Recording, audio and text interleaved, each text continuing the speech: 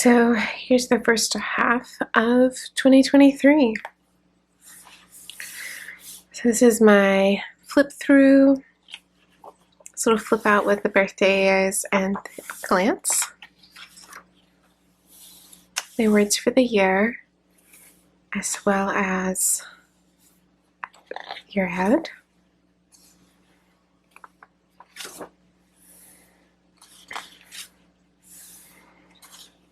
You can see I already have some stuff for 2024 in here, in the months. My tarot, have a sticky here with my color and ideas for the future months. My check-in, vision, priorities, and action items. Cleanings, and as you can see, I did not do any priority support mental and inventory. So then we get into January. January was cat themed, and you can see reclaim your personal power. This was a fun cartoon theme here. I think in retrospect, it's not quite the theme I went style-wise for the rest of the journal, but it works here. My goals, my tarot tracker, my habit tracker. I really liked the idea of this, but some of my implementation was off, so it made it less useful. I liked the shapes I managed to get for the gratitude and mental inventory with these little boxes here. And then these pages are taped together. These were my rolling weekly with the tab here. You can see some of those pretty hardy. And then after that, I had my dailies and some tarot draws in here. Just really simple dailies and tarot draws for January. And that brings us to February setup with our hedgehogs, frogs in the rain. I was really happy with the way this one turned out. Yeah, see some ink here. See, I didn't put any goals or transit information in. This habit tracker didn't work quite the way I expected either, but was really cute. So there's that. Mental inventory here went all right, as did the gratitude tracker. This is the first one I pulled out entirely. And then you can see I did the same sort of weekly idea with the tabs and images, but just a different layout here. Sure, seeing some of these first few weeks here, many of them don't have a lot of information in them, and that last one just wasn't filled out at all. But then, like January, I do have my dailies in addition to the weekly sticker prints. And you can see some of my dailies, I have my tarot draw next to the day, and that was working well at the time. And then my month in review, what worked, what didn't, and then my big list for my move in March. And then we come to March with daffodils and toads. I really liked this setup. My tarot tracker over here, as you can see, I didn't fill it out all month. I didn't get my goals in or my transits, and didn't do great at tracking my habits after the 14th, but I do really like the way that plaid turned out. Similarly, my mental inventory and thanks didn't really fill out much gratitude log there. Again, we have my weeklies with the cutaway side there. Some of these are used more than others, and this stripy line helped. As you can see, this last one, I didn't even put in the dates, just have my task list with all the things. March, I was also still using these daily pages like this, in addition to the week at a glance. And then I have my packing list and my in the first load, to do, furniture measurements, all of this sort of as needed for move prep. And I left my space for my review. I did not do a review at the end of March. Brought us into April with azaleas and armadillos. Also pretty pleased with how this one turned out. It's really cute roly-poly buddy. Ink did solid job tracking in April. Did a good job with my gratitude log in April and had lots for my mental inventory. And you can see April I swapped to this faux Dutch door rolling weekly.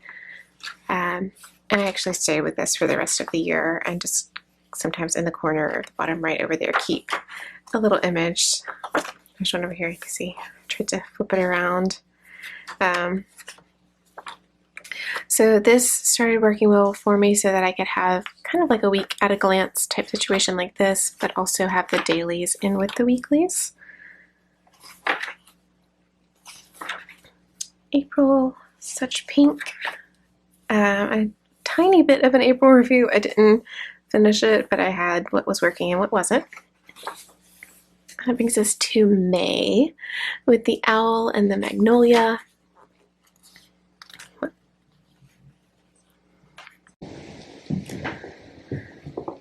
So we have their month at the glance, the owl and the magnolia and the moon, which I really liked those colors. This tracker ended up going pretty well. The tarot tracker went well. I actually used it for this part of the month, and then I tracked some goals over here that I did well. My habit tracker for my cleaning stuff, I laid out part of it wrong, so that was kind of sad to not get to color my magnolias, but overall, pretty solid looking month. The gratitude log went well.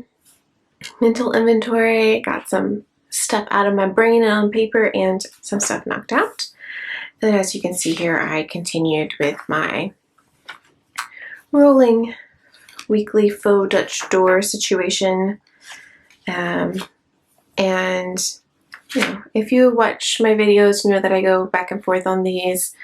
Sometimes in my life, this just works, and sometimes not so much. Oh, so this is interesting. Down here you can maybe see part of this in pencil, and up in the top I started writing some transit information from astrology readings on the days that they were happening. That worked out really interestingly. My ink spilled. And I don't know, part of me felt like it was just the right vibe for the owl month. To have my astrology forecast in there. And as you can see here, going into June, I have my transition to help remind me what month. Once again, I left pages for review, but I did not do a review. I did take a note on a books I was reading about mysteries and kind of what makes those work. This brings us to June with honeybees and carnations. This possibly one of my favorite June spreads I've ever done. Feels kind of bold to say that, but that's the way that's feeling. The habit tracker worked great filling that out, and it worked out with my moods to fill out a tracker. The tarot tracker worked well over there down the side. Part of me in retrospect was like, oh, I wish I'd drawn it kind of like a honeycomb, but it still worked with the same vibe. My mental inventory, I did not put anything on it, but overall I like the way the spread combined. And my gratitude log there. So here, sticking with that rolling weekly, I used a different blue than I wanted to for my bee, but it was okay. This yellow and blue just, I think, ended up working really well for me that month. And you can see I'm getting into some weeks where you've got my tarot cards, and that's about it. That's the week I was out of town for a conference. And then I set up for a June review. I did not do the June review. This brings us to the month of July, where we are now. I overall am really disappointed in this setup. I love this idea so much and the color so much, but my implementation just wasn't what I wanted. So as you can see, I have not put much on my July calendar. Haven't used my goals. I have been doing fairly decent with my tarot tracker, and I've really only tracked my menstrual cycle this month. I tracked a few days and then gave it a break. Mental inventory is nothing. I did not use my gratitude log. It's been a pretty emotional month. It's been a pretty rough month, and yeah. So I don't know, like this looks better with the gouache than it did without the gouache, but it's still not quite right for me. See, I'm keeping up with my rolling weekly into July here, and as you can see, there's some really blank spaces. I do like this gradient I have going on here with my blues. And then I missed some days and then just started writing stuff in as I was going. Things are falling apart a little, and then we're getting to the end. I'm trying to reset a little, and I'm making my list. This is the current week here. You can see I have some lists and tasks going on. I've got space for some more stuff back here.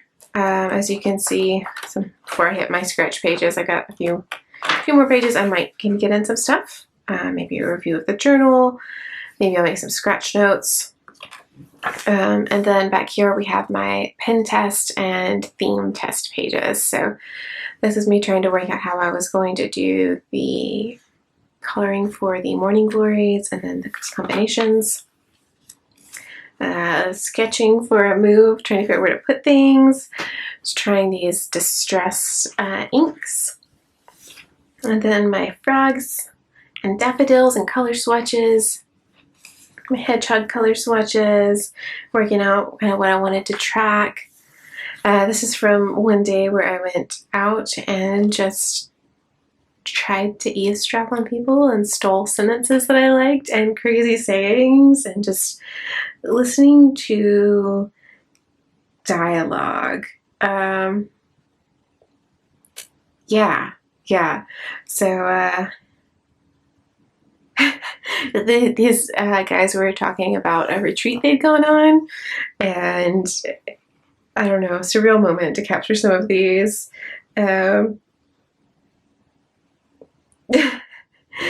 like this one. The women are extreme. Either it changes their lives or it makes them mad. And I'm just like, yep. So then I have a few extra scratch papers, my color swatches, and these I can move to my next journal because it's the same brand of paper, so the colors should look the same. All of my markers, and then this where I was checking the ink spray. And that's the complete flip through for the first half of 2023 and a bit. That's where getting through July. This front piece I will try to transfer to the next journal like I did last year.